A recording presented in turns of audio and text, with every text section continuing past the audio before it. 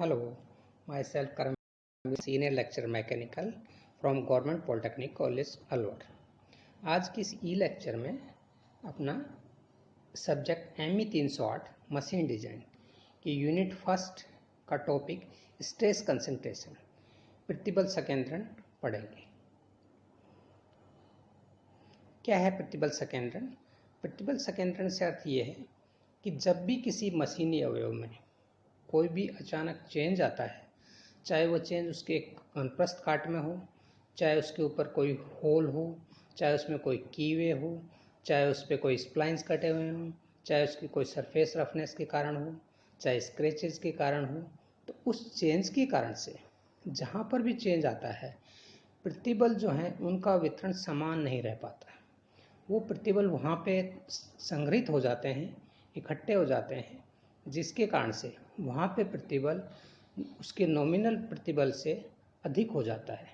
इसी चीज़ को अपना प्रतिबल संकेंद्रण कहते हैं। जैसे कि इस चित्र में दिखाया गया है कि एक अनुप्रस्थ काट है जिसका कि क्षेत्रफल अचानक इस पॉइंट पर चेंज हो गया है, जिसके कारण जो प्रतिबल जो है वो लेफ्ट और राइट दोनों में समान रूप से वितरित हो रहा है, लेकिन जहाँ पे ये चेंज आया है वहाँ पे वो एक जगह सिकुड़ गए हैं, मतलब संग्रहित हो गए हैं। तो इसके कारण से वहाँ पे प्रतिबल जो है, जो उसके नॉर्मल क्रॉस सेक्शन के कारण प्रतिबल होना चाहिए, उससे अधिक हो गया है। यही कंसेप्ट जो है ये प्रतिबल संकेंद्रण कहलाता है। प्रतिबल संकेंद्रण गुणांक क्या है? प्रतिबल संकेंद्रण गुणांक, प्रतिबल संकेंद्रण गुणांक से अर्थ ये है कि उस जगह पे क्योंकि एरिया जो है वो बढ़ गया है, अपना नॉमिनल एरिया, तो वो प्रतिबल जो है बढ़ गए हैं, तो इसमें अधिकतम प्रतिबल और उस जगह पर उसके क्रॉस सेक्शन के कारण होने वाले प्रतिबल का अनुपात जो है वो ही प्रतिबल संकेंद्रण गुणांक कहलाता है, स्ट्रेस कंसंट्रेशन फैक्टर कहलाता है, जिसे अपना KT से डिनोट करते हैं। KT equal to sigma maximum upon sigma naught. Sigma maximum वहाँ पे आने वाला अधिकतम प्रतिबल है, तो सिग्मा नोट वहाँ पर नॉमिनल स्ट्रेस है, जो कि उस जगह के अनुप्रस्थ काट के क्षेत्रफल के कारण से होने वाला प्रतिबल है। एक एग्जाम्पल अगर अपना लें, मान लीजिए कि अगर अपना कोई इलेप्टिकल होल्स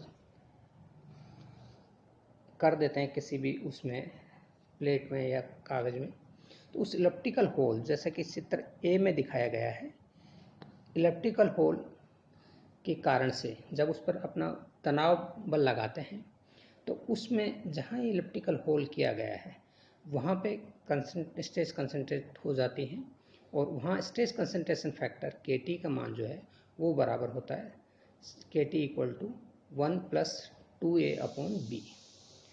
अब इसमें अगर अपना A को जीरो कर देते हैं, A को जीरो कर देते हैं, यानी कि जो स्लिट है वो बल के लंबवत बल के अलोंग ऑन दिस काटती जाती है, तो उसके कारण से उस पर KT का मान 1 रहता है, यानी कि मैक्सिमम स्ट्रेस और नॉमिनल स्ट्रेस में कोई अंतर नहीं आएगा। वो जो भी सीट है, मेटल है, जो ऐसा भी है, वो अवयव उस पर स्ट्रेस जो है एज गुड रहेंगी जैसे कि उस पर होल कटा ही ना हो, स्लिट कटी ही ना हो।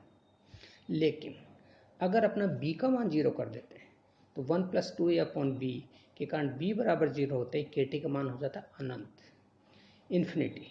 यानी कि अगर वह स्लिट उस बल की दिशा के लंबवत में काट दी जाए तो उसके कारण से उस पर आने वाली प्रतिबल जो है वो अधिकतम हो जाते हैं, और जैसे उस पर बल लगता है वो वहाँ से तुरंत टूट जाता है। इसको अपना प्रैक्टिकली किसी कागज़ में स्लिट काट के देख भी सकते हैं, तो ये प्रैक्टिकली आपको अनुभव होगा कि हाँ, वहाँ पे प्रतिबल का मान बहुत अधिक हो जाता है और तुरंत वहाँ से सीट जो है वो फट जाती है, टूट जाती है। इसी तरह से अगर मान लीजिए कोई भी कर्व शेप बनाती जाती है तो उसके लिए KT का मान होता है 1 + 2A अपॉन R, तो इससे वहाँ पे अधिकतम प्रतिबल जो है वो बढ़ जाता है। अब अगर अपना इन चीज़ों को दूर करना चाहते हैं कि भाई ये कम से कम हो, तो इसको कम्प्लीटली रिमूव नहीं किया जा सकता, लेकिन हाँ रिड्यूस किया जा सकता है, और जो रिड्यूस किया जा सकता है उस थ्योरी का नाम है मिटिगेशन थ्योरी। तो मिटिगेशन थ्योरी की सहायता से अपना इस स्ट्रेस कंसंट्रेशन को रिड्यूस कर सकते हैं। We can't eliminate it completely but we can reduce it, यानी इसको बिल्कुल समाप्त नहीं किया जा सकता परंतु थोड़ा सा कम किया जा सकता है। कैसे, इसको अपना अलग अगले एग्जाम्पल्स में समझाएंगे। जैसे कि इस चित्र में आप देख रहे हैं 4 चीज़ें चित्र बने हुए हैं। इसमें एक छड़ है जिसका अनुप्रस्थ काट 1 पॉइंट पर आकर कम कर दिया गया, जिसके कारण से उसमें प्रतिबल सकेंद्रण का मान अधिक होता है। लेकिन इसी जो अनुप्रस्थ काट का मान जो अगर मान थोड़ा कम किया जाता है तो वह उससे थोड़ा बेटर है। अगर इसको थोड़ा सा कर्व शेप में लेके किया जाता है तो उससे भी बेटर है। और अगर अपना और थोड़ा सा वो स्लिट वगैरह काट देते हैं तो वो उससे भी बेटर है। यानी कि इस तरह से उस चेंज को करें कि वो जो स्ट्रेस कंसंट्रेशन का इफेक्ट है उसे कम किया जा सके, but we can't eliminate it. इसी तरह से नेक्स्ट जो उसमें बता रखा है उसमें भी इसी तरह का चेंज है कि अगर ये चेंज धीरे से मतलब कम एक साथ ना करके कम किया जाता है तो अपना स्ट्रेस कंसंट्रेशन के इफेक्ट को कम कर सकते हैं। जैसे इसमें एरिया कम किया गया है, इसमें एरिया और कम किया गया, साथ में एक स्लिट काट दी गई है, इसमें थोड़ा सा कर्व शेप बना दी गई है, तो उससे ये पुअर है, ये गुड है और ये प्रिफर्ड है, ये उससे थोड़ा बेटर है। इसी तरह से आप इसको समझ सकते हैं, किसी मान लीजिए कोई रोड है, उसके अंदर आपने कोई होल कर दिया, तो एक होल करने से वो चेंज ज़्यादा आ रहा है, उसके बजाय उस बड़े होल के साथ अपना 2 छोटे होल और कर दें तो ये थोड़ा सा फ्लैटन हो गया, स्मूथ हो गया। यानी कि पहले वाला पुअर था, दूसरे वाला प्रिफर्ड है, गुड है, थोड़ा सा अच्छा है उससे। इसी तरह आप ये देख सकते हैं किसी रोड में अपने वो थ्रेड काटे हैं, मान लीजिए थ्रेड काटे हैं, तो उसमें आप देख रहे हैं कि एक थ्रेड उसमें काटे गए हैं, सेम डायमीटर पे काटे गए हैं, तो स्ट्रेस कंसंट्रेशन का मान अधिक होता है। लेकिन अगर अपना उसके बीच में थोड़ा सा उसका एरिया कम कर देते हैं तो थोड़ा सा बेटर है। और अगर अपना इस जो थ्रेड है उसका एरिया जिस डायमीटर पे थ्रेड काटे जाता है उसको बढ़ा देते हैं और थ्रेड का रूट डायमीटर और रिमेनिंग रोड का डायमीटर अगर बराबर रहता है तो स्ट्रेस कंसंट्रेशन नहीं बनता और वो एज गुड एज ये रहता है जैसे उस पर स्ट्रेस थ्रेड्स कटी ना। तो ये थ्योरी जो है ये मिटिगेशन थ्योरी कहलाती है।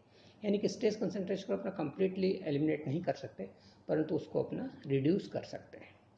थैंक यू, धन्यवाद।